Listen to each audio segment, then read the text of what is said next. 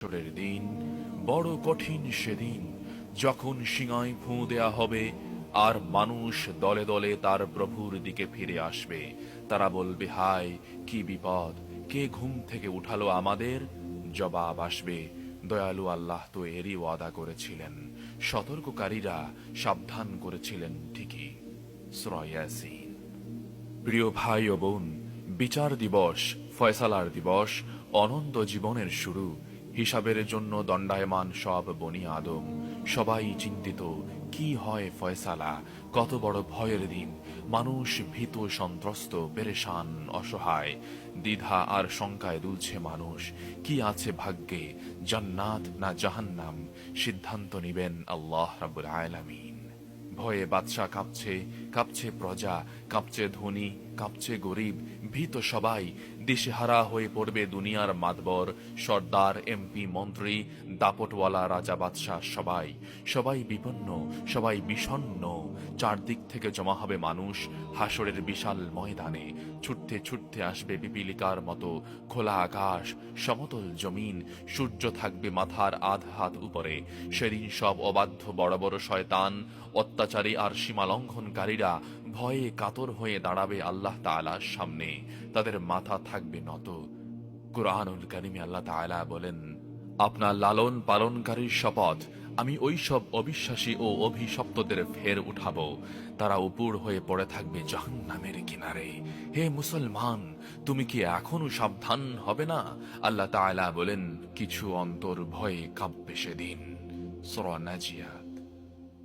আবসারুহা খাশিআহ, তাদের দৃষ্টি নত, ভীত ও সন্ত্রস্ত থাকবে।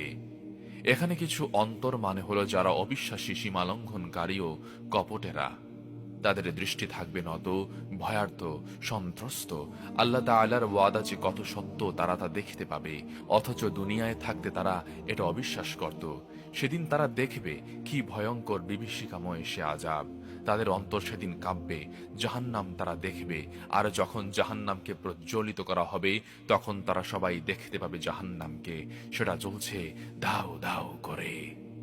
আর যখন জান্নাতকে কাছে নিয়ে আসা হবে, অবিশ্বাসীরা জান্নাত দেখবে, জান্নাতের নিয়ামত তারা দেখবে, তারা আফসোস করবে, তারা বুঝবে কি পরিমাণ ঠকেছে তারা। আর জান্নাতীরাও জাহান্নামকে দেখবে, তারা অনুভব করবে কি পরিমাণ বিপদ, কি পরিমাণ বিভীষিকা থেকে তারা মুক্তি পাচ্ছে। যেদিন মহান রব্বুল আলামিন অধিষ্ঠিত থাকবেন আরশের জমিনে, আল্লাহ পাক রব্বুল আলামিন প্রশ্ন করবেন, হে বনি আদম, তোমাকে জীবন দিয়েছিলাম, সম্পদ দিয়েছিলাম, বুদ্ধি দিয়েছিলাম, বলো আজ কি নিয়ে এসেছো? আমার দেয়া জীবন কিভাবে ব্যয় করেছো? কি করে এসেছো? বুদ্ধি দিয়েছিলাম, তা ব্যয় করেছো আমার বিরুদ্ধে। সম্পদ দিয়েছিলাম, তা কাজে লাগিয়েছো আমার দুশ্মনীতে। হে বিদ্রোহী, হে বিশ্বাসঘাতক, আমার খেয়ে আমার পরে আমার আশ্রয়ে ঘুমাতে আমাকে একবারও স্মরণ করনি।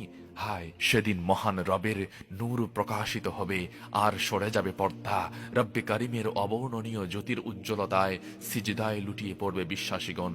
তাদের দেখা দেখি সিজদা দিতে চাইবে অবিশ্বাসীরাও, কিন্তু পারবে না। আল্লাহ তাআলা তাদের শির দাঁড়াকে লোহার মতো শক্ত করে দিবেন।